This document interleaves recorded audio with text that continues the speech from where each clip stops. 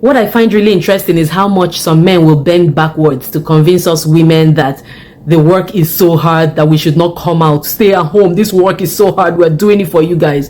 But the truth is, you yourself, you're not even convinced that what you're telling us is the truth. But then the funny thing is that a lot of us women, we are doing plenty hours, going out there with our own careers. We're doing 70 hours, we're doing 80 hours, we're running part-time, side hustles. And then after doing all that, we still come home and the bulk of the house chores and the child care and the husband care still falls on us women. So how do you equate that? And we dare not complain. If you complain, they'll say, well, you're the one that chose to be a career woman. If you stay at home, you'll have more time for your wife, your husband and your children and your family. So for the men, it's okay for them to go outside and do it and come back and complain. But when we go out there and do even way more, we are not allowed to complain. And now the funny part of things is this. Patriarchy is the one that set up the system. They said, hey, women, stay home. We are the men. We are the strong ones. We will go out there and make the money. We'll go out there and take care of you guys. You guys made that choice. You guys set up that system. Some men will marry a wife and the first thing they will do is tell her, stay home. I got this. I'm making enough money to take care of the family. Or I need my children to have expert care. I don't want my children to go to daycare. I don't want any housemaid or house help coming to cook my food. I want to eat my wife's food. I want to eat it fresh. You guys are the ones that set up this system, and you're complaining. We ourselves that are doing brunt of the unpaid labor, because we do all this. You people say that you're the ones going out to work. Are we talking about even stay-at-home moms? The level of work we do. We are running daycares. We are running chef businesses. We are running cleaning and services and laundry. There is so much that we're doing. We are the emotional powerhouse of the family. Nobody is paying us for all the therapy we offer. Nobody is paying for all those things, and you guys are trying to convince us that we're not doing any work. That is the worst insult. So we women coming up now to say we don't want to do any of this unpaid labor, it is a problem. You people are still coming out and say, oh, if you see how I'm suffering.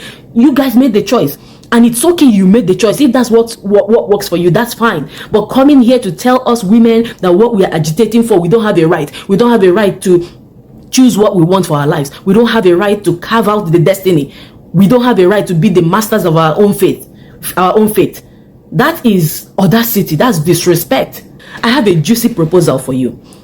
Let's flip everything. Since you are so overworked and what you're doing is not empowering to you at all, men should go ahead and stay at home and do all that the wives do. The wives are mothers. So if a wife goes out to work, go out to work. When you come back, do 95 to 100% of the household chores. Take care of the babies. Take care of your wife too. Just like the way men expect their wives to take care of them. That is one of the arrangements you're going to be, that's what the new arrangement will be like. So you do whatever it is that the mothers do. Okay? So you're going to also have to, since you're now a stay-at-home man, you have to depend on her totally for every basic need, all the way down to your boxers, all the way down to if you need to shave or you get a haircut, you will depend on her. And when you want to do it, you have to be nice about it and ask and beg and even dance and grovel. Okay, make her happy so that she will be happy to give you what you need. Now, you also have to be at her beck and call, massage her ego because she works so hard to provide for you. And even when she's angry and she's being rude and she's being mean and she's being abusive, your job is to massage her ego. You cannot cross her. How can you cross her? You know, women, we are so full of pride. Our ego is strong. We are changing this narrative, okay? Next part of the new arrangement is going to be, you also have to give up your social life and focus on speaking gugu gaga. Know how to speak the baby language, sing all the baby songs. Because a lot of women, we go to bed, we are singing the wheels on the bus, go around, they are sleeping. That's what you're dreaming of. So you learn how to speak gugu gaga. You will not see any of your adult friends. Lose majority of your friends because you have to stay at home. You know, a married stay-at-home husband has to be a keeper at home. You don't need to have any social life. The benefit for you is that you will be totally dependent on her. You don't have to work. You can still do all the work, the 24/7, but without pay, and you just totally be dependent on her. So if that sounds disrespectful and wicked and rude to you, then it is highly hypocritical of you to come out, or for any man for that matter, to come out and be telling women that us agitating for something better, for the right to choose what we want to do with our lives, that it is us being silly or whatever. Any woman out there, if she chooses to be home, it is her choice. What we're talking about is we have a right to choose. We're not mass-produced objects just passing through.